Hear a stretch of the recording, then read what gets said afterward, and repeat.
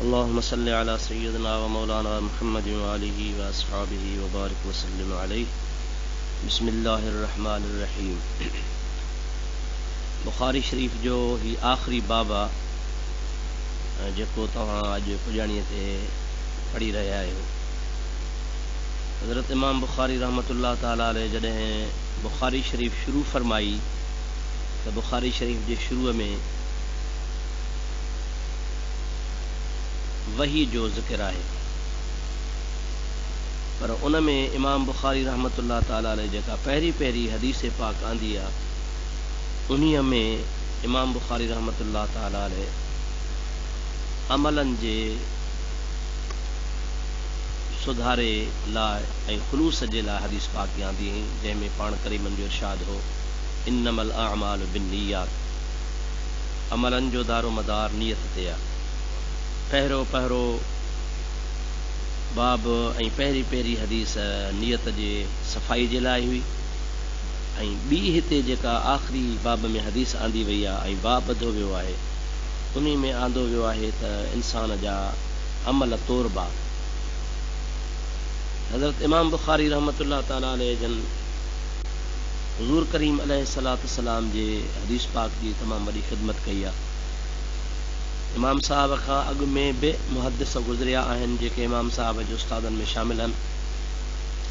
इमाम साहब खां बाद में बि वॾा मुहद्दिस थी गुज़रिया आहिनि जिन हदीस जो तमामु वॾो ज़ख़ीरो जमो कयो आहे. पर जेका मक़बूलियत अल्लाह ताला हज़रत इमाम बुखारी रहमतुल्लाह अलैह खे अता फरमाई अहिड़ी कंहिंखे बि कान मिली. इहो सॼो सारो दारो मदार आहे नियत ऐं इख़लास जो. जेतिरे क़दुरु इंसान जो अमल ख़ालिस हूंदो उन में ओतिरी मक़बूलियत थींदी. हज़रत इमाम बुखारी रहमतुल्लाह अलैह जीअं जो ॼावा हुआ त तमामु ग़रीबी मिसकीनी हाल में हुआ, पर ॼाईंदे ई कुदरती तरह हुननि खे वॾे बुखार जी तकलीफ़ थी पई, जंहिंजे करे हुन जूं ॿई अखियूं ज़ाया थी वियूं, माना बिल्कुलु नाबीन थी विया, हुननि जूं अखियूं ख़तमु थी वियूं ऐं का बि उमेद कान हुई त का हुननि जी नज़र सही थींदी. उन नाबीनीअ जी हालत में 8, 9, 10 साल गुज़री विया. 10 साल यको नाबीन हो. संदन वालदा जेका हुई सा वॾी आबिदा ज़ाहिदा अलाह जी बानी हुई, सॼी राति जाॻंदी हुई, ख़ुदा जे दरगाह में दुआऊं घुरंदी हुई. हिकिड़ी राति हुनजे माउ जे दिलि मां अहिड़ी का दुआ निकिती, अलाह सिंह जे दरगाह में अर्ज़ु कई इलाहुल आलमीन मूंखे बचो हिकिड़ो आहे ऐं मुंहिंजो इरादो नियत इहा हुई त इनखे इस्लाम ऐं दीन ऐं रसूलुल्लाह जे हदीस जे लाइ वक़फ़ कयां, इहो दीन जी ख़िदमत करे. पर हिन जे इल्म जे हुसूल जो जेको ज़रियो अखियूं आहिनि उहे ख़तमु थी चुकियूं आहिनि. तूं गफ़ूर रहीम आहे, जेकॾहिं तूं मुंहिंजे बचे खे नज़र ॾीं, अखियूं ॾीं, त तोखे तुंहिंजे लाइ का वॾी ॻाल्हि कान्हे. असुर जे टाइम जी दुआ अलाह साईं त सदाईं क़बूल थो करे, पर ख़ासि करे के टाइम अहिड़ा हूंदा आहिनि रब करीम हुन कुराड़ी माउ जी दुआ क़बूल फरमाई. राति जो रोई जेका दुआ ॿाॾाई, हुन दुआ जो असरु इहो थियो जो इमाम बुखारी रहमतुल्लाह अलैह सुबुह जो उथियो त ॾिसी रहियो हुयो, पंहिंजे वालदा खे ॿुधाई त मां ही फलाणी शइ आहे, ही तुंहिंजा कपिड़ा अहिड़ा आहिनि, ही साम्हूं फलाणी शइ रखी आहे, ही फलाणी शइ रखी आहे. हर शइ इमाम बुखारी रहमतुल्लाह अलैह पंहिंजे वालद खे ॿुधायो. माउ खे यकीन थियो त मुंहिंजी दुआ क़बूल थी आहे. पोइ जॾहिं अलाह ताला अहिड़ी नेक औरत जी दुआ क़बूल फरमाई त उनजे सालिह हुजण जे लाइ बि यकीन मां दुआऊं घुरियूं.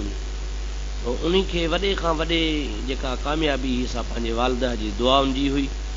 ऐं उन खां पोइ इमाम बुखारी रहमतुल्लाह अलैह जेको ख़ुलूस सां हदीस पाक जी ख़िदमत कई, उहा दुनिया जे आॾो आहे. क़ुरान करीम खां बाद में ॿिए नंबर ते वधि खां वधि जंहिं किताब जी तिलावत कई वेंदी आहे सो बुखारी शरीफ़ आहे.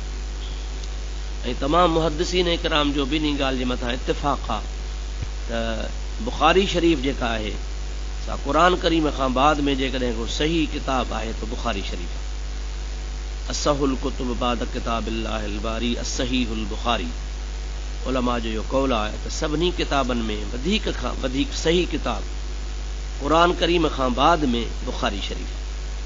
उन बुखारी शरीफ़ में इमाम बुखारी रहमतुल्लाह ताला अलैह जेका पहिरीं हदीस आंदी आहे नबी करीम अलैहिस्सलातु वस्सलाम जे वहीअ जे बयान में, उन पहिरीं हदीस में पाण करीमन जो इहो इरशाद आहे त इन्नमल अअमालु बिन्नियात, अमलनि जो दारो मदार नियत जे मथां आहे। उन मंझां इमाम बुखारी रहमतुल्लाह अलैह बुखारी पढ़ंदड़नि खे ऐं आम मुस्लमाननि खे इहा वसियत कई आहे त तव्हां थोरो अमल हुजे या घणो हुजे, जेको बि कयो पर उन में तव्हांखे मतलूब अलाह साईं जी रज़ा हुजे। जेकॾहिं अलाह जे रज़ा जे लाइ तव्हां कमु कंदव त उहो तव्हांजो कमु ख़ुदा वटि बि क़बूल थींदो ऐं दुनिया में बि उनजो तव्हांखे सिलो मिलंदो। जीअं इमाम बुखारी रहमतुल्लाह अलैह जी ख़ुदि बुखारी खे इहो सिलो दुनिया में मिलियो जो क़ुरान मजीद अलाह जो कलाम आहे, उन खां बाद में दुनिया जे तख़्ते ते वधि खां वधि इन जी तिलावत कई थी वञे ऐं वधि खां वधि इन जा शरह लिखिया विया आहिनि, वधि खां वधि इन खे पढ़ियो थो वञे पियो। इहो सॼो आहे ख़ुलूस इख़लास ऐं दारो मदार अमलनि जे मथां। ॿियो आख़िरी बाब जेको इमाम बुखारी रहमतुल्लाह अलैह आख़िरी बुखारी शरीफ़ जे अंदरि आंदो आहे, उहो अलाह ताला जे हिन कौल जी तशरीह जी रोशनी में आणंदो अथई। बाब कौलिल्लाह अज़्ज़ व जल्ल, अलाह ताला जो हीउ कौल आहे, व नदउल मवाज़ीनल क़िस्त। अलाह ताला जल जलालु अमन वालू फरमायो असां वज़न क़यामत जे ॾिहाड़े इंसाफ़ सां रखंदासीं, याने इंसान जा जेके बि अमाल वग़ैरह तोरिया वेंदा उहे इंसाफ़ सां तुरंदा, उहे क़यामत जे ॾिहाड़े हूंदा। उन खां पोइ इमाम बुखारी रहमतुल्लाह फरमातो आहे अनल आमाल बनी आदम, यानी इन मज़ा मुराद आहे त इंसान जे औलाद जा जेके अमाल आहिनि उन अमलनि खे तोरियो वेंदो।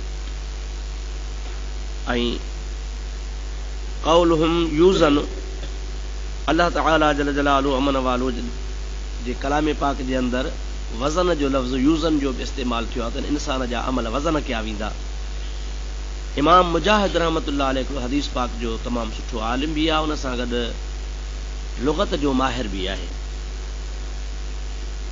उन बुज़ुर्ग अदुल जी तशरीह कंदे अदुल जो मादो बि बयानु फरमायो आहे, अदुल जी माना में हम माना ॿिया लफ़्ज़ बि बयानु फरमाया आहिनि।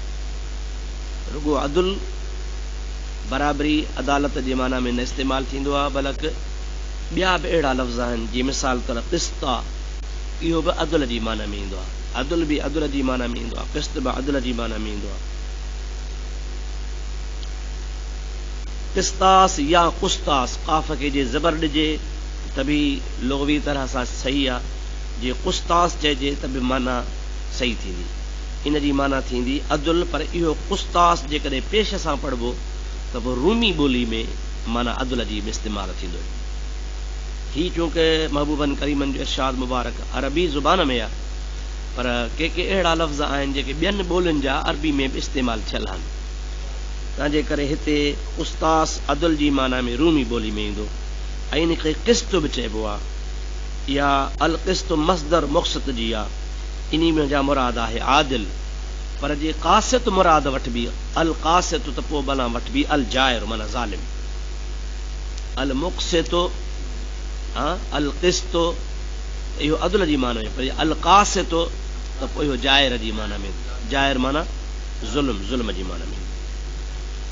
उन खां बाद में इमाम बुखारी रहमतुल्लाह अलैह पंहिंजे आदत मुताबिक़ हदीस पाक जी सनद बयानु फरमाईंदा आहिनि, छो त जेसीं ताईं सनद बयानु न थींदी तेसीं ताईं ख़बर कान पवंदी त हीउ कौल किथां आयो आहे। बग़ैर सनद जो कौल बेकार आहे।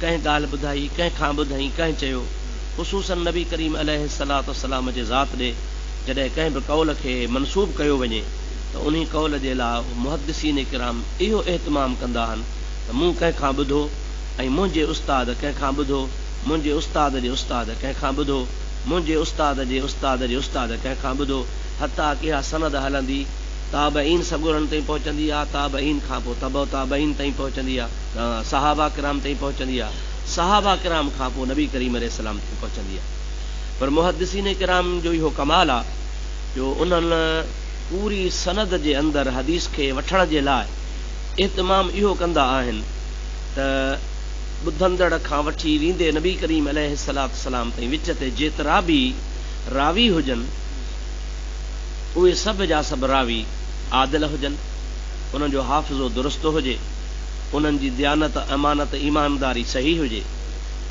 हुननि में कंहिं बि क़िस्म जो को शक शुबहो न अक़ीदे में हुजे खलल, न हुननि जे हाफ़िज़े में खलल हुजे, न हुननि जे दयानतदारी में खलल हुजे।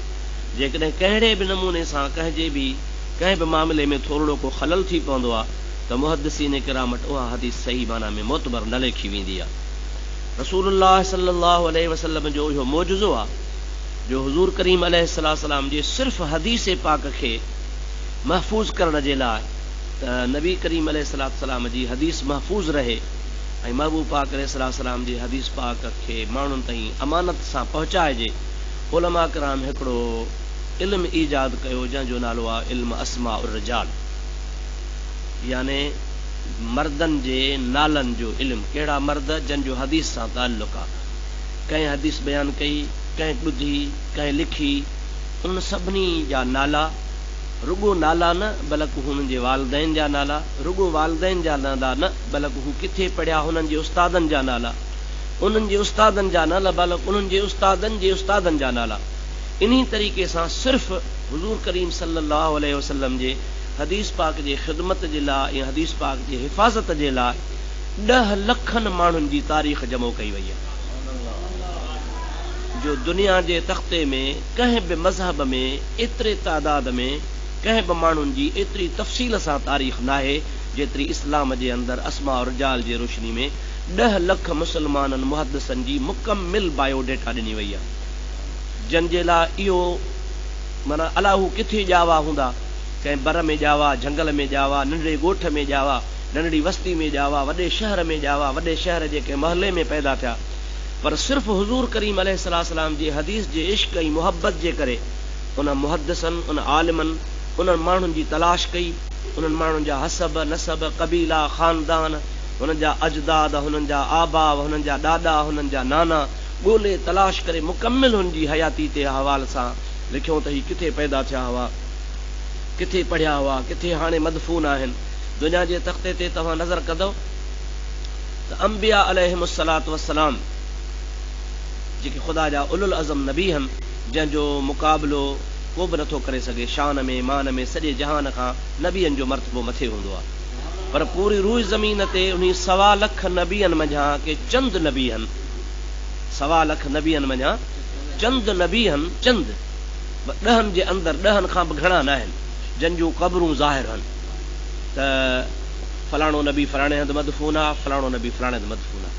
उन खां बक़ाया ॿिया जेके बि अंबिया अलैहिस्सलाम गुज़री चुका उन्हनि जो नालो त क़यामत ताईं ज़िंदा रहंदो, लेकिन उहो अल्लाह जी मनशा ऐं मर्ज़ी हुई उन में उन्हनि जूं क़बरुनि जो नालो निशानी कोन्हे।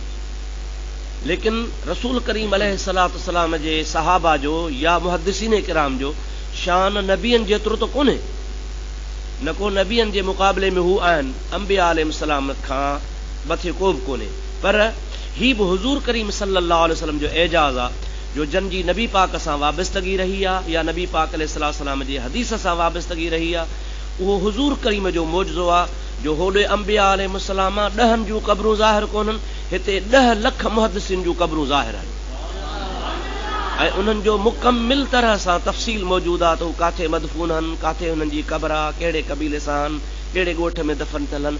इहो बि हिकिड़े तरह सां असांजे नबी करीम अलैहिस्सलाम जो मौजूदो आहे जो हुज़ूर करीम अलैहिस्सलाम जे हदीस पाक जी जन माण्हुनि ख़िदमत कई त उन्हनि जी मुकमिल तारीख़ असां वटि मौजूदु आहे। हाणे हिन सनद जे अंदरि बि इमाम बुखारी रहमतुल्लाह अलैह पंहिंजे आदत मुताबिक़ नाला बयानु फरमाया आहिनि। पाण फरमाइनि त हदसना अहमद बिन इश्काब, हज़रत इमाम बुखारी रहमतुल्लाह अलैह खे ॻाल्हि ॿुधाई आहे हज़रत अहमद बिन इश्काब। उहो बुज़ुर्ग फरमाए थो त हदसना मुहम्मद बिन फुदैल, मूंखे ॻाल्हि ॿुधाई मुहम्मद बिन फुदैल। उन मुहम्मद बिन फुदैल रिवायत कयनि अम्मारत बिन काका, उन खां पोइ हज़रत अम्मारत बिन काका रिवायत कई हज़रत अबी ज़ुरआ खां। इहो हज़रत अबी ज़ुरआ रज़ी अल्लाह ताला अन्हु ताबई आहे। उन रिवायत कई आहे हज़रत अबी हुरैरा रज़ी अल्लाह ताला अन्हु। सैयदना अबू हुरैरा रज़ी अल्लाह ताला अन्हु इरशाद थो फरमाए, अर्ज़ थो करे त क़ाल नबी सल्लल्लाहु अलैहि वसल्लम, नबी करीम अलैहिस्सलातु वस्सलाम इरशाद फरमाइनि था, कलिमतान हबीबतान इलर रहमान खफीफतान अलल लिसान सकीलतान फिल मीज़ान सुब्हानल्लाह व बिहम्दिही सुब्हानल्लाहिल अज़ीम। हुज़ूर करीम अलैहिस्सलाम फरमाइनि था त 2 कलमा आहिनि जेके अल्लाह ताला खे ॾाढा प्यारा आहिनि, ज़ुबान जे मथां तमामु हल्का आहिनि, पर मीज़ान में क़यामत जे ॾिहाड़े तमामु वज़नी हूंदा। हाणे ही जेके लफ़्ज़ आहिनि सक़ीलतान फिल मीज़ान बाब सां इन्हनि जो ताल्लुक़ आहे। इमाम बुखारी जेको बाब क़ाइमु कयो आहे, बाब क़ौलिल्लाहि अज़्ज़ वजल व नदअुल मवाज़ीन अल क़िस्त यौमल क़ियामह, वज़न कया वेंदा इंसान जा अमाल, इहे हिन हदीस जे लफ़्ज़ हिकिड़े मंझां, कहिड़े मंझां, सक़ीलतान फिल मीज़ान, इन्हीअ लफ़्ज़ मंझां बाब इमाम बुखारी बनायो आहे। पोइ ज़िमननि में ॿियूं बि ॻाल्हियूं अची वियूं आहिनि। उहे ॿ कलमा कहिड़ा आहिनि, सुबहान अल्लाह व बिहम्दिही सुबहान अल्लाहिल अज़ीम। हक़ीक़त में ॾिठो वञे त सुबहान अल्लाह व बिहम्दिही सुबहान अल्लाह व बिहम्दिही धार कलमो आहे, सुबहान अल्लाहिल अज़ीम धार कलमो आहे। पर जे ॾिसजे सुबहान अल्लाह व बिहम्दिही सुबहान अल्लाहिल अज़ीम, ॿिन्ही कलमनि खे जॾहिं बयानु थो कयो वञे त ॿिनि शयुनि खे बयानु करण जे लाइ अतफ़ आंदो वेंदो आहे। इन जॻह ते अतफ़ आंदो वञे हा ऐं पोइ चयो वञे सुबहान अल्लाह व बिहम्दिही व सुबहान अल्लाहिल अज़ीम। पर इमाम बुखारी रहमतुल्लाह अलैह महबूबन करीमन खां जेका हदीस नकुल फरमाई आहे, उन में इहे लफ़्ज़ अतफ़ वारा विच ते कोन्हनि के। हाणे इन ॿिन्ही कलमनि खे इन्ही इस्तिलाही माना में कलमो चयो वियो आहे। जीअं चइबो आहे कलमे शहादत ला इलाहा इल्लल्लाह मुहम्मदुर रसूलुल्लाह, या कलमे शहादत अशहदु अल्ला इलाहा इल्लल्लाह व अशहदु अन्न मुहम्मदर रसूलुल्लाह। त हक़ीक़त अशहदु अल्ला इलाहा इल्लल्लाह हिकिड़ो कलमो आहे, वरी अशहदु अन्न मुहम्मद रसूलुल्लाह ॿियो कलमो आहे, या ला इलाहा इल्लल्लाह नहवी तरह सां हिकिड़ो कलमो आहे, मुहम्मद रसूलुल्लाह वरी ॿियो कलमो आहे। पर इन्ही खे ॿिन्ही खे गॾे कलमे शहादत चइबो आहे। त इहो इस्तिलाही तरह चइबो आहे कि कलमे शहादत, या चइबो आहे कलमे तौहीद, या चइबो आहे कलमे इख़लास। इहे जुदा जुदा अल्फाज़ आहिनि जेके इस्तिलाहनि चया वेंदा आहिनि। हूअं कलमे जी त माना हूंदी आहे, कलम जी लफ़्ज़ी माना हूंदी आहे का शइ ज़बान मां उछलाइण। अल कलमत लफ़्ज़ुन वुदिअ लिमाना मुफ़रदिन, कलमो उनखे चइबो आहे जो के मुफ़रद माना ॾेखारण जे लाइ उनखे इस्तेमालु कयो वेंदो आहे। इस्तिलाह में उनजा जुदा जुदा माना आहिनि। हिते कलमतान मंझां मुराद आहिनि इहे ॿ जुमिला जेके जीअं कलमे शहादत ला इलाहा इल्लल्लाह मुहम्मद रसूलुल्लाह कलमे शहादत आहे, त अहिड़े तरीक़े सां हिते ॿ कलमा मुराद आहिनि, सुबहान अल्लाह व बिहम्दिही या सुबहान अल्लाहिल अज़ीम। अच्छा, उन खां बाद में हबीबतान इलर रहमान, नबी पाक सल्लल्लाहु अलैहि वसल्लम फरमाया था अल्लाह खे प्यारा आहिनि। इहे कलमा अल्लाह खे प्यारा आहिनि, इन जो मफ़हूम आहे इन्हनि जे चवंदड़ अल्लाह खे प्यारो आहे। इहे कलमा अल्लाह खे प्यारा आहिनि, मतिलब त इन्हनि कलमनि जो चवंदड़ अल्लाह ताला खे प्यारो आहे। माना जेको इहे कलमा चवंदो उहो अल्लाह ताला खे प्यारो थींदो। पोइ इस्तिलाही तरह ईअं आम माना खे सम्झाइण ख़ातिर चयो वियो त इहे कलमा अल्लाह साईं ॾे प्यारा आहिनि। माना इहे कलमा अल्लाह साईं खे प्यारा आहिनि, माना जेको इन कलमनि खे चवंदो उहो अल्लाह ताला खे प्यारो आहे। ख़फ़ीफ़तान अलल लिसान, माना चवण में आसान आहिनि। अरबी में जेतिरा बि 28 लफ़्ज़ आहिनि, अल्फ बा ता सा जीम हा खा वींदे या ताईं, उन्हनि में के अहिड़ा लफ़्ज़ आहिनि जेके सक़ील लफ़्ज़ आहिनि। हा, ज़ुए या मिसाल सक़ील आहे, क़ाफ़ वॾो आहे, इहो लफ़्ज़ सक़ील आहे। बे लफ़्ज़ अक्सर करे सक़ील हूंदी आहे, हिते बे त आई आहे पर बे बि सक़ील लिखी वई आहे। उन खां अलावा ॿिया लफ़्ज़ आहिनि, ज़ुए या सक़ील आहे, ॿुआद आहे सक़ील आहे। इहे लफ़्ज़ जेके सभु सक़ील आहिनि, लेकिन कुदरती तरह तव्हां ॾिसंदो त सुबहान अल्लाह व बिहम्दिही सुबहान अल्लाहिल अज़ीम में बे ऐं ज़ुए खां सवाइ ॿियो को बि सक़ील लफ़्ज़ कोन आहे। जेतिरा बि अरबी में सक़ील लफ़्ज़ आहिनि उहे सभु लफ़्ज़ ऐं हर्फ़ लीन जेके इस्तेमालु थींदा आहिनि क़िराअत में, उहे बि हिन में इस्तेमालु थियल कोन। मतिलबु त सक़ील लफ़्ज़ जेके अरबी में क़िराअत जे लिहाज़ सां इस्तेमालु थियनि था, उहे लफ़्ज़ बि हिननि चूंकि कलमात में कोन्हनि, इन जे करे उहे सक़ील लफ़्ज़ कोन्हनि त जुमिला बि सक़ील न आहिनि, ख़फ़ीफ़ आहिनि, हल्का आहिनि। हिकिड़ो त चवण में आसान आहिनि, नंबर 2 त हिन में सक़ील लफ़्ज़ बि किन्हनि के ज़बान ते चवण में आसान आहिनि, पर सक़ीलतान फिल मीज़ान, मीज़ान में ॻरा हूंदा। इन्ही मंझां अहले सुन्नतुल जमात जे अक़ीदे जी ताईद थिए थी। मोतज़िलन में ऐं अहले सुन्नत जे अक़ीदे में फ़र्क़ु आहे। मोतज़िला चवंदा आहिनि त इंसान जो अमल तुरंदो न आहे, अहले सुन्नत वल जमात चवंदा आहिनि इंसान जो अमल तुरंदो। असांजे लाइ नबी करीम अलैहिस्सलाम जन जी ही हदीस पाक दलील आहे। इन खां अलावा क़ुरान करीम जूं ॿियूं आयतूं बि आहिनि जिन में अमाल जे वज़नी व अम्मा मन सक़ुलत मवाज़ीनुहु फहुव फी ईशतिर रादियह व अम्मा मन ख़फ़त मवाज़ीनुहु फउम्मुहु हावियह। अहिड़े तरीक़े सां क़ुरान शरीफ़ जूं ॿियूं आयतूं बि आहिनि, हीअ हदीस पाक बि आहे जंहिं मंझां सबूत थो मिले त इंसान जो अमल तुरंदो। इंसान जो अमल ॿ क़िस्म हूंदो आहे, हिकिड़ो हिस्सी ॿियो गैर हिस्सी। हिकिड़ो महसूस थींदो आहे, ॿियो अहिड़ो अमल हूंदो आहे जेको महसूस कोन थींदो आहे। उहो महसूस ऐं गैर महसूस जी तौर कीअं थींदी, उहो त अॼुकल्ह साइंस ई असांजे लाइ आसान करे छॾियो आहे। जो माण्हूअ जे जिस्म जे अंदरि खून जो दबाव केतिरे मिक़दार में हूंदो आहे, डॉक्टर हूंदा आहिनि जो ब्लड प्रेशर खे हिकिड़े आले जे ज़रिए वज़न करे वठंदा आहिनि त बाबा तुंहिंजो ब्लड प्रेशर हेतिरो मथे आहे हेतिरो हेठि आहे। इंसान जे बुखार खे, गर्मी खे, सर्दी खे डॉक्टर महसूस करे वठंदा आहिनि, बाबा तुंहिंजे जिस्म जे अंदरि गर्माश केतिरी आहे। नंढड़ो को थर्मामीटर हूंदो आहे, वात में रखंदा आहिनि, उन वात में रखण खां बाद में हिकिड़ो मामूली साइंसदान पंहिंजे साइंसी आले जे ज़रिए इंसान जी गर्मी सर्दी ॿुधाए वठंदो आहे, बाबा तोखे हेतिरो बुखार आहे, घटि आहे या वधि आहे। जेकॾहिं हिकिड़ो इंसान जे गर्मी सर्दी रत जे दबाव वग़ैरह खे जेको गैर महसूस थो थिए, ज़ाहिर में ॾिसण में कुझु कोन थो अचे, न को ताराज़ी में रखी थो सघिजे, न को तोरे थो सघिजे, ताराज़ी जे मफ़हूम खां इहा शइ ॿाहिरि आहे। जॾहिं ताराज़ी जे मफ़हूम खां शइ ॿाहिरि आहे, उन जे बावजूदि बि हिनखे मापे सघिजे थो। छा अलाह ताला जेको इन अल्लाह अला कुल्ल शैइन क़दीर आहे, हर शइ जे मथां कुदरत रखण वारो, उहो असांजा अमल कोन करींदो। क़ुरान शरीफ़ सूरत अर-रहमान में बीठो ववद अल मीज़ान, मीज़ान रखियो वेंदो, अलाह ताला मीज़ान में अमलनि असांजा तोरींदो। त मुअतज़िला इन तरीक़े में ग़लत आहिनि, भुलियल आहिनि। अहल सुन्नत जमात जो अक़ीदो सही आहे, आमाल इंसान जा तोरिया वेंदा। हज़रत ईसा अलैहिस्सलाम खां हिकिड़ी रिवायत ईंदी आहे, असर आहे हिकिड़ो असर, उन असर में ईसा अलैहिस्सलाम जन खां पुछियो वियो त साईं तव्हां असांखे ॿुधायो त इंसान जी नेकी जेका हूंदी आहे, नेकी उहा इंसान खे ॾुखी बि लॻंदी आहे, पर उनजो वज़न अलाह वटि वॾो आहे। बुराई इंसान जी जेका आहे इंसान खे मिठी लॻंदी आहे, पर उनजो वज़न अलाह वटि थोरो हूंदो आहे। इन जो सबबु कहिड़ो आहे? हज़रत ईसा अलैहिस्सलाम तमामु फसीउल लिसान हा, तमामु थोरनि लफ़्ज़नि में घणी ॻाल्हि करे वेंदा हुआ। हज़रत ईसा अलैहिस्सलाम फरमायो त इंसान जी नेकी करण में ॾुखी हूंदी आहे, माना इंसान खे ॾाढो ॾुखियाई हूंदी आहे, पर हुनजो वज़न वॾो हूंदो आहे। इन जो सबबु इहो आहे त इंसान खे कंहिं बि नेकीअ खे ॾुखियो सम्झी छॾे न ॾियणु खपे। ईअं न सम्झे इंसान त हीअ नेकी आहे, मूंखे ॾुखी लॻे, थोरी आहे, मां छॾे ॾियां, न। उहा हुनखे भली ॾुखी लॻे, पर आहे नेकी, हुनखे करणु खपे। क़यामत जे ॾिहाड़े उहा वज़न में तमामु घणी। हज़रत ईसा अलैहिस्सलाम फरमाइनि था त बुराई इंसान खे मिठी लॻंदी आहे, पोइ तोड़े मिठी लॻेसि, पर बुराईअ खे मिठो सम्झी बुरे कम खे करे न।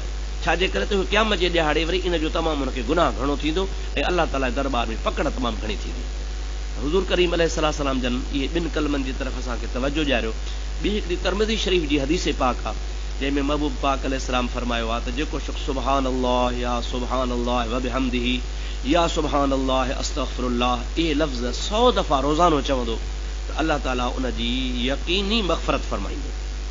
ॿी हिकिड़ी रिवायत आहे जंहिंमें नबी पाक सल्लल्लाहु अलैहि वसल्लम जन इरशाद फरमायो आहे त 100 दफ़ा सुबहान अल्लाह चवण वारो माण्हू सुबुह खां शाम ताईं जेको सुबहान अल्लाह 100 दफ़ा चवंदो, जेकॾहिं समुंड जे झग जेतिरा हुन जा गुनाह हूंदा, पूरी काइनात जे वारीअ जे दाणनि जेतिरा हुन जा गुनाह हूंदा, या पूरी दुनिया जे वणनि जे पननि जेतिरा हुन जा गुनाह हूंदा, त अल्लाह तबारक व तआला उहे उन सुबहान अल्लाह चवंदड़ जा उन कलमे जे सदके माफ़ फरमाए छॾींदो। त हज़रत इमाम बुखारी रहमतुल्लाह ताला अलैह महबूब पाक जी हदीस जो इंतिखाब करे आख़िर में इहा हदीस आंदी त जीअं ॿिन्ही हदीसुनि जो पाण में राब्तो थी वञे। पहिरीं हदीस आहे इन्नमल अअमालु बिन्नियात, ऐं ॿी हदीस आहे त तव्हांजा अमल तोरिया वेंदा। मक़सदु इहो आहे त तव्हां जेको बि अमल कयो हुन में तव्हांजी नेक नियती हुजे, ऐं इहो तव्हांजो ख़्यालु हुजणु खपे त असांजा अमल नेक नियती सां हुजनि ऐं इहे असांजा अमल इनशाअल्लाह तोरिया वेंदा। ऐं जॾहिं तोरिया वेंदा, का बि शइ जॾहिं कंहिंखे तोरे ॾिनी वेंदी आहे त उनखे उनजो मुआवज़ो पूरो अदा कयो वेंदो आहे। अमल का बि शइ तुरंदी इन जे लाइ आहे। मिसाल तौरु जेकॾहिं तव्हां कंहिं वटि अन्न या फुटी खणी वेंदा हो त जीअं तव्हां हुनखे पंहिंजो पूरो हक़ु ॾियो त हू वरी तव्हांखे उनजो पूरो मुल्ह हुजे। तौर जो मफ़हूम इहो हूंदो आहे त तौरबो इन जे लाइ आहे त आउं पंहिंजी पूरी शइ ॾियां, उनजो एवज़ो मुआवज़ो मां पंहिंजो पूरो वठां। त इंसान खे जेके बि अमल ख़ुलूस सां करणा आहिनि, उहे ख़ुलूस सां अमल हुनजा क़यामत जे ॾींहुं तोरिया वेंदा। इन जे लाइ तोरिया वेंदा, यानी अलाह ताला हुन जे अमलनि खे इख़लास वारी ताराज़ी में तोरींदो। इन्नमल अअमालु बिन्नियात, तव्हांजा अमल नियत ते हा, तव्हांजी जेका इख़लास वारी ताराज़ी आहे उन ताराज़ी में तव्हांजा अमल तुरंदा। पोइ जॾहिं तुरंदा त पोइ उन तोरण खां बाद में ॾिठो वेंदो तव्हां में केतिरो ख़ुलूस हो। उन ख़ुलूस खां बाद में पोइ तव्हांखे हुनजो अजर मिलंदो। अव्हां मदरसे में दाख़िल थिया आहियो, पहिरें ॾिहाड़े तव्हांजा वालिदैन तव्हांखे अलाह जे हवाले करे असांजे हवाले करे छॾे विया। तव्हांजे वालिदैन जी यकीनन नियत इहा हुई त असांजा बचा आलिम थींदा, इल्मु पिराईंदा, असांजी बि आख़िरत सही थींदी, पंहिंजी बि हुननि जी आख़िरत सही थींदी। ऐं आलिम जो मक़सदु इहो हूंदो आहे त आलिम इन जे लाइ इल्मु पढ़े त मां अलाह ताला जे दीन जी ख़िदमत कयां, दीन सिखी ॿियनि खे सेखारियां। पोइ जॾहिं इंसानु ख़ुलूस सां इख़लास सां दीन जी ख़िदमत कंदो आहे त उलमा जो अलाह ताला तमामु वॾो शान फरमायो आहे। एतिरे क़दुरु जो मुख़्तलिफ़ हदीसुनि में ईंदो आहे त क़यामत जे ॾिहाड़े अलाह ताला आलिमनि जी उहा जंहिंसां शरीयत जा मसइला लिखनि था, क़ुरान पाक लिखनि था, हदीस पाक लिखनि था, फ़िक़ह जूं फ़तवाऊं लिखनि था, उहा क़यामत जे ॾिहाड़े तूज़न बिदम शुहदा, उन खे क़यामत जे ॾिहाड़े अलाह ताला शहीदनि जे रत सां तोरींदो। माना शहीदनि जे रत खां बि उहा वज़नी हूंदी। हज़रत इमाम ग़ज़ाली रहमतुल्लाह अलैह जंहिं मदरसे में पढ़ियो हो, उन मदरसे जो नालो हो जामिया निज़ामिया। निज़ामुल मुल्क तूसी हिकिड़ो वॾो बादशाह थी गुज़रियो आहे, उन निज़ामुल मुल्क तूसी मदरसो क़ाइमु कयो हो। उन मदरसे में उन ज़माने में बादशाह जे ख़र्च ते 2500 शागिर्द पढ़ंदा हुआ। तमामु वॾो मदरसो हो ऐं बादशाह तमामु नेक सालिह हो। पंहिंजे शाही ख़ज़ाने मां उस्तादनि जूं पघारूं शागिर्दनि जो ख़र्च भरींदो हो। काफ़ी साल गुज़री विया। हिकिड़े दफ़े हुन पंहिंजे वज़ीर खे चयो त अचो त मदरसो घुमी अचूं, एतिरा साल थिया आहिनि, मदरसे जो हाल ॾिसूं कहिड़ो आहे। पोइ पंहिंजे वज़ीर सां गॾिजी शागिर्दनि वटि वियो। पंहिंजे हॉस्टल में शागिर्द वेठा हुआ, राति जो टाइम हो। शागिर्दनि खां वञी पुछा कई, बाबा तव्हां किथां जा आहियो, छो था पढ़ो, तव्हांजे हिते मदरसे में दाख़िला जो मक़सदु छा आहे। जहिड़े नमूने सां अॼुकल्ह हाई स्कूलनि में अंग्रेज़ी पढ़ाई थी वञे, कॉलेजनि में यूनिवर्सिटियुनि में अंग्रेज़ी तालीम ॾिनी थी वञे ऐं उन तालीम हासिल कंदड़ खे नौकरियूं मिलनि थियूं, उहिदा मिलनि था। उन ज़माने में इस्लामी तालीम जो क़दुरु हूंदो हो। जेतिरो माण्हू इस्लामी तालीम में कामयाबु थींदो हो ओतिरो हुनखे वधीक उहिदो मिलंदो। जेतिरो घणो पढ़ियल ओतिरो वॾो ऑफिसर इस्लामी तालीम जे तहत। बादशाह सलामत जो हुन खां पुछो शागिर्दनि खां, बाबा तूं छो थो पढ़ी, त हर हिकिड़े शागिर्द चयोसीं मां वक़्त जो काज़ी थींदुसि, फ़ैसिला कंदुसि। ॿिए खां पुछी, बाबा तूं छो थो पढ़ी, उन चयोसीं मां वक़्त जो हाकिम थींदुसि। टे खां पुछी, तूं छो थो चईं मां फलाणो ऑफिसर थींदुसि। अहिड़े तरीक़े सां 2500 शागिर्दनि मंझां कंहिं बि शागिर्द ईअं कोन चयो त मां अलाह जे रज़ा लाइ पढ़ां थो। सभिनि चयो त नौकिरी वठंदासीं, गुज़र सफ़र कंदासीं। बादशाह खे कावड़ आई, वज़ीर खे हुकुम कई, बाबा सुबुह जो मदरसे खे तालो हणी बंदि कयो, मौलवियुनि खे बि मोकल ॾियो, हलिया वञनि, शागिर्द बि कढी छॾियो, इहे जायूं ख़ाली कयो, मुंहिंजो ख़र्च सॼो हराम थी वियो। निज़ामुल मुल्क तूसी रहमतुल्लाह अलैह जो जेको वज़ीर हो सो ॾाढो नेक हो। हुनखे ॾाढो ॾुख थियो त जेकॾहिं शागिर्दनि सुठो जवाबु न ॾिनो आहे, कम इल्मी जे करे, कम उमिरी जे करे, कम फ़हमी जे करे हुनखे जवाबु सुठो ॾियणु खपे हा, पर न ॾियणो ॾिनो अथनि। इन जो मतिलबु ईअं कोन्हे को त हिन मदरसे में सवाबु कोन थींदो, सवाबु त थींदो। ऐं बादशाह सलामत जो हेतिरो पैसो सवाब में पियो वञे ऐं इहो सवाब खां ज़ाया थी वेंदो। कंहिं बि तरीक़े सां बादशाह खे मञाया त जीअं बादशाह मदरसो बंदि न करे। बादशाह खे चई की भला सभिनी शागिर्दनि सां मिलिया हो, भला ही परियां कोठी साम्हूं पई तव्हांजे मदरसे जे दरवाज़े ते खुली पई आहे, उन में हिकिड़ो शागिर्द पढ़े थो वेठो, उन खां पुछूं। बादशाह चयो न 2500 जेका वर्दी ॾिनी आहे हिकिड़ो बुहा ई वर्दी ॾींदो, कॾहिं कॾहिं बसि मदरसो बंदि कर। ईअं बादशाह तमामु गुस्से में कावड़ में निकितो ॿाहिरि। जंहिं दरवाज़े ते आयो त बादशाह खे हुन मजबूर कयो। वज़ीर तमामु हिकिड़ो इज़त वारो हो, बादशाह बि हुनजी ॻाल्हि मञींदो। चएसि महिरबानी कयो, हिन खां मिलो त हली भला, पोइ तव्हांजी मर्ज़ी, मदरसो सुभाणे बंदि कयूं था, पर कम अज़ कम मिलो हिन सां। बादशाह चयो हल। अंदरि विया त नंढड़ो शागिर्द आहे जेको किताब खोलियो, साम्हूं ॾीओ ॿरी रहियो आहे, हुन ॾीए जे रोशनी में किताब जो मुतालो करे रहियो आहे। पर किताब में एतिरो त मुताले में मुस्तग़रक़ हुजे जो बादशाह ऐं वज़ीर हुन जे मथां बीठा, हुनखे ख़बर ई कान हुई त की मुंहिंजे मथां माण्हू बि आया आहिनि। ईअं बसि पंहिंजे मुताले में मुस्तग़रक़ लॻो पियो। बादशाह काफ़ी देरि ताईं बीठो। बादशाह खे इन जे मुताले जे शौक़ मुतासिर कयो। वरी शौक़ु ॾाढो आहे हिनखे। काफ़ी देरि बीही उन खां पोइ बादशाह हिनखे चयो अस्सलाम वालेकुम। हुनखे अस्सलाम वालेकुम चए त ही ओचितो छिरक भरियो थियो। चईं वालेकुम सलाम। ॾिठईं त बादशाह बीठो आहे, वज़ीर बीठो आहे, पर उन शागिर्द सुञाता कोन त को ही बादशाह हुआ, को वज़ीर आहे। चई बसि के मुअज़्ज़ज़ माण्हू आहिनि, मदरसो घुमण आया आहिनि। छो त हू शागिर्द रोल कोन हो जो बादशाहनि खे घुमंदो ॾिसंदो वते या वज़ीरनि जे कचहरी में हुनजो पंहिंजो मुताले सां शौक़ु हो। जंहिंमहिल बादशाहनि खे अस्सलाम वालेकुम चयो त हिन वालेकुम सलाम चयो। वालेकुम सलाम चवण सां यकदमि हिन ॾीए खे फूक ॾेई छॾी। ॾीए खे जो फूकण त ॾीओ विसामी वियो। बादशाह खे ताजुब लॻो। बादशाह सलामत हिन खे चयो बाबा शागिर्द मां तोखां 2-3 सवाल कंदुसि पर सवालनि करण खां अॻु में मूंखे ॿुधाए त ॾीओ छो विसाई। हुन शागिर्द जवाब ॾिनो त साईं ही ॾीओ असांखे बादशाह जे खज़ाने मां तेल मिलंदो आहे ऐं इहो तेल असांखे मिलंदो आहे तालीम लाइ कचहरी लाइ न। त असां इहो तेल ॿारे इल्मु हासिल कयूं। जेकॾहिं असां इन ॾीए जे रोशनी में तव्हां सां कचहरी कंदासीं त पोइ इहा बादशाह जे खज़ाने में ख़यानत थींदी। पोइ जेकॾहिं असां हाणे ई ख़यानत कंदासीं त अलाह साईं असांखे इल्मु कहिड़ो नसीब कंदो। तंहिंजे करे साईं मां ॾीओ इन जे करे विसायो आहे त जेसीं ताईं पढ़ियुसि पिए तेसीं ताईं ॾीओ ॿरियो पिए। हाणे कचहरी करण जे लाइ ॾीओ ॿारणु मूंखे शरीयत में हराम आहे। हाणे तव्हां भली कचहरी कयो जेको मूंखां पुछो तव्हां सां पुछंदुसि पर ॾीओ न ॿारींदुसि। बादशाह खे ॾाढो हिन जो इन जवाब जे असरु कयो त हीउ ॾाढो को मुख़लिस शागिर्द आहे। उन खां पोइ ॿियो सुवालु कयईं इहो त नंढड़ा तूं ॾे ख़बर भला तूं पढ़ी छाजे लाइ थो, तोखे पीउ मां छाजे लाइ छॾियो आहे या तूं छाजे लाइ पढ़णु आयो आहे।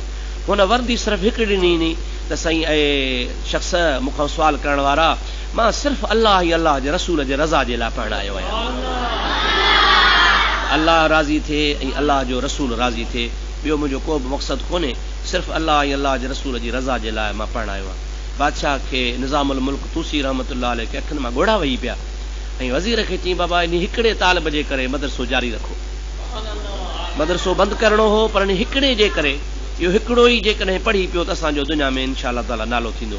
उहो तालिबुल इल्म हो इमाम ग़ज़ाली रहमतुल्लाह अलैह जेको दुनिया जे तख़्ते ते तमामु वॾे खां वॾो जय्यद आलिम थी गुज़रियो। तो अवां तालिब इल्म असां वटि मदरसे में पढ़णु आया हो के 5 साल रहिया हूंदव, 8 साल 10 साल रहिया हूंदव। असां हक़ीक़त में तव्हांजी ख़िदमत करे कोन सघिया आहियूं। पंहिंजे औलाद खां बि वधीक फर्मा बरदार हूंदो आहे। इंसान जो पुटु जेको हूंदो आहे उन खे बि जेकॾहिं आधी जो मंझंदि जो निंड मां उथारे कमु चइबो त हू नाराज़ थी पवंदो आहे। पर शागिर्द जो अहिड़ो सिलसिलो ई ताल्लुक़ आहे जो हू गर्मी में हुजे सर्दी हुजे मंझंदि हुजे आधी राति हुजे हुनखे जहिड़े महिल बि उस्तादु सॾु कंदो आहे हू शागिर्द ख़ुशीअ सां उस्ताद जी ख़िदमत लाइ ईंदो आहे। उस्ताद जा कपिड़ा धोईंदो आहे, उस्ताद जो बिस्तरो विछाईंदो आहे। उस्ताद हुनखे कहिड़ो बि कमु चवंदो आहे बाबा हीउ कमु गर्मी आहे सर्दी आहे करे आहे त हू शागिर्द ओॾां जल्दी ख़ुलूस सां वेंदो आहे ऐं इन खे पंहिंजी सआदत सम्झंदो आहे। भई उस्ताद मूंखे कमु चयो आहे मां हीउ करे अचां मूंखे अजुर थींदो सवाबु थींदो मूंखे दुआ थींदी। पर असीं उस्ताद तव्हांजी सही माना में जेका ख़िदमत हुजणु खपे सा कोन करे सघंदा आहियूं। अव्हांजा जेके हक़ आहिनि से असां खां अदा कोन थी था सघनि। इन जे लाइ असीं तव्हांजे आॾो पंहिंजे कोताहिनि जे करे शर्मिंदा बि आहियूं। अलाह ताला खां दुआ बि घुरंदा आहियूं त अलाह साईं तव्हांखे कामयाबु कंदो, दीन ऐं दुनिया में तव्हांखे ख़ुदा ताला तरक़ी अता फ़रमाईंदो, इल्म बा अमल तव्हांखे नसीब फ़रमाईंदो। ऐं अव्हांखे असां तव्हां खां को बि मुआवज़ो कोन घुरंदासीं। असां सिर्फ़ु तव्हां खां इहो मुआवज़ो घुरंदासीं त तव्हां पंहिंजे नेक दुआउनि में असांखे न विसारजो। ऐं असां तव्हांखे नसीहत इहा कंदासीं त तव्हां जो कुझु पढ़ियो आहे उन पढ़े ते अमल जी कोशिशि कजो। अलाह ताला जल जलालू अमन वालू जो कलाम पाक रसूलुल्लाह जी हदीस पाक फ़िक़ह जा किताब शरई दीनी मसइला तव्हां सिखिया पढ़िया आहिनि। उन्हनि ते जेतिरे क़दुरु तव्हां अमल कंदव उन में तव्हांजी भलाई आहे। तव्हांजी दुनिया बि सुधरी वेंदी त आख़िरत बि तव्हांजी सुधरी वेंदी। उन में जेकॾहिं तव्हां नेक ऐं सालिह थी रहंदव त असांजे मदरसे जी उस्तादनि जी तारीफ़ सिफ़त थींदी। सभु को चवंदो त ॿिली फलाणे मदरसे जा शागिर्द आहिनि ऐं पढ़ी फारग़ तहसील थी निकिता आहिनि ऐं उन्हनि में सुठो अख़लाक़ आहे, दीन जी ख़िदमत कनि था, लिल्लाहियत वारा आहिनि, नेक सालिह बाना आहिनि। पर ख़ुदा न ख़ास्ता अलाह सी न करे जेकॾहिं तव्हां अमल न कयो ऐं अव्हां जेकॾहिं सही सालिह थी न हलियो त उन में तव्हांजी बदनामी आहे, उस्तादनि जी बदनामी आहे। ऐं मूंखे उमेदु आहे त तव्हां पंहिंजे लाइ उस्तादनि जे लाइ मदरसे जे लाइ बाहिस बदनामी जे बजाए तव्हां बाहिस नेकनामी थींदव। ऐं असांखे पंहिंजे नेक दुआनि में यादि कंदव। असां तव्हांखे इहा वसियत आख़िरी इहा ई कंदासीं, असां वटि जो कुझु हुयो सरमायो इल्म जो उहो तव्हांखे असां पढ़ायो, उस्तादनि पढ़ायो। असांजे उस्ताद मदरसे जा जेके तव्हांजा उस्ताद आहिनि उन्हनि बि तव्हांजी ख़िदमत कई आहे, असां बि तव्हांजी ख़िदमत कई आहे। ऐं उन में असां तव्हांखे इहा आख़िरी वसियत कंदासीं त तव्हां वधि खां वधि तक़वा परहेज़गारी ते तवजो ॾिजो, वधि खां वधि रसूलुल्लाह सल्लल्लाहु अलैहि वसल्लम जे शरीयत पाक जे मथां अमल जी कोशिशि करियो। जेतिरे क़दुरु रसूल करीम अलैहिस्सलाम जे सुन्नतुनि ते अमल कंदो ओतिरे क़दुरु तव्हांजे लाइ भलाई थींदी, माण्हू बि तव्हां खां मुतासिर थींदा, दीन जी बि सही नमूने में ख़िदमत थींदी। पर जेकॾहिं तव्हां अल्लाह जे हबीब करीम सल्लल्लाहु अलैहि वसल्लम जे शरीयत पाक जे मथां अमल न कंदव त पोइ तव्हांजे पढ़ण में को फ़ाइदो कोन्हे। हेतिरो अरसो तव्हां मदरसे में गुज़ारियो, वालदेन बि तव्हांखे कमकार खां सीड़ाए छॾियो, ऐं उन जे बावजूद बि तव्हां जेकॾहिं अमल न कंदो त बहितर न थींदो। मूंखे उमेदु आहे अल्लाह साईं जे रहमत में ख़ुदा ताला तव्हांखे अमल जी तौफ़ीक़ अता फरमाईंदो। हितां खां जॾहिं बि तव्हां वेंदो कंहिं बि जॻह ते त उते ख़ुलूस सां इख़लास सां मसलक दीन जे सरबुलंदी जे लाइ इस्लाम जी वञी ख़िदमत कंदो, ऐं उते तव्हां पंहिंजी नेक नामी खे मशहूरु मारूफ़ कंदो। जहिड़े नमूने सां अव्हांजा सलफ़, अव्हांजा बुज़ुर्ग, अव्हांजा मशाइख़ दुनिया जे अंदरि इज़त ऐं नामूस सां रहिया आहिनि, इंशा अल्लाह ताला तव्हां में उमेद आहे त ख़ुदा कंदो तव्हां बि इज़त ऐं आबरू सां रहंदो। ख़ुदा तबारक व तआला तव्हां असां सभिनी उस्तादनि ऐं बाक़ी शागिर्दनि खे तौफ़ीक़ अता फरमाईंदो। अल्हम्दुलिल्लाह असांखे ख़ुशी आहे जो हिन साल असांजे मदरसे में 8 क़ुरान शरीफ़ जा हाफ़िज़ ऐं 2 आलिम सबोरा फ़ारिग़ तहसील थी रहिया आहिनि। दुआ कंदा रहिजो ख़ुदा ताला हिन इदारे खे ता क़यामत आबाद करे ऐं अल्लाह ताला जल जलालु मन वालो सभिनी खे अमल जी तौफ़ीक़ अता फरमाए। वमा तौफ़ीक़ी इल्ला बिल्लाह व आख़िर दावाना अनिल हम्दुलिल्लाहि रब्बिल आलमीन। अल्लाहुम्मा सल्लि अला सय्यिदिना व मौलाना मुहम्मदिन व अला आलिहि व अस्हाबिहि व अज़वाजिहि व बारिक वसल्लम। اللهم إنا نسألك العفو والعافية والمعافاة الدائمة في الدين والدنيا والآخرة. سبحانك لا علم لنا إلا ما علمتنا إنك أنت العليم الحكيم. اللهم ارزقنا علما نافعا وارزقنا فهما كاملا. اللهم ارزقنا تلاوة القرآن آناء الليل وآناء النهار. اللهم ارزقنا حبك وحب حبيبك صلى الله عليه وسلم وحب عمل يقربنا إليك. إلهي بجاه نبيك المصطفى ورسولك المرتضى طهر قلوبنا من كل وصف يباعدنا عن مشاهدتك ومحبتك وأمتنا على السنة الجماعة والشوق للقائك يا ذا الجلال والإكرام.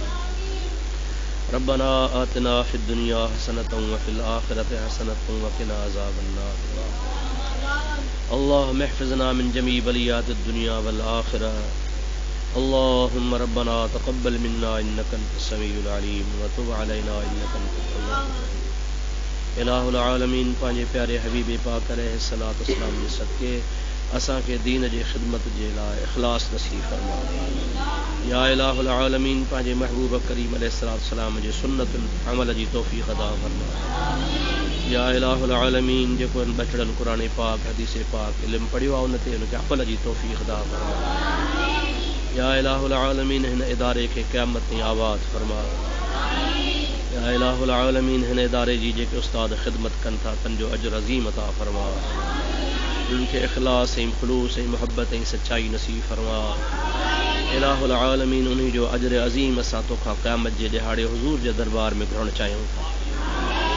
اے مجھا مولا پنجے محبوب کریم جے دین جے خدمت کرن جی اساں کے توفیق نصیب فرما. जेके भी तालिब इल्म पढ़ी रहिया आहिनि तन खे इल्म बा अमल नसीब फरमा. या इलाहुल आलमीन जेके मुस्लमान हिन इदारे सां ताउन कनि था माली मदद कनि था इलाहुल आलमीन उन जे माल में ईमान में दीन ऐं दुनिया में बरकतूं नसीब फरमा. मुंहिंजा ख़ालिक मुंहिंजा मालिक ही अदारो हज़रत क़िबला पीर साईं सरदार जिन जे साए में हले थो पीर साईं जो ख़ैर फरमा. इलाहुल आलमीन हज़रत पीर साईं सरदार जे सिर बख़्त जो ख़ैर फरमा. केतरा इदारा हन अहले सुन्नत जमात जा जेके पीर साहब जे नज़रानी में हली रहिया आहिनि. मौला पीर साहब जे इन दीनी ख़िदमत खे अञा वसी फरमा.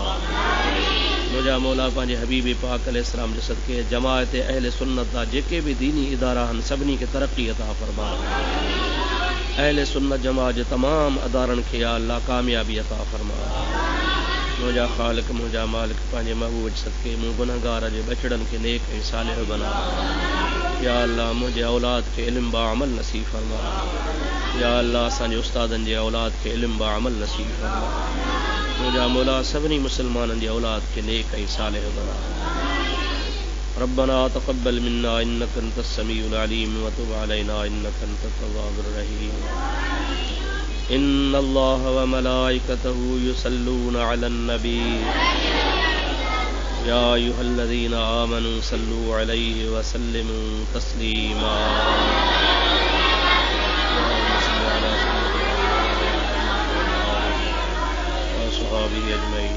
सुब्हान रब्बिका रब्बिल इज़्ज़ति अम्मा यसिफून व सलामुन अलल मुरसलीन वल्हम्दुलिल्लाहि रब्बिल आलमीन।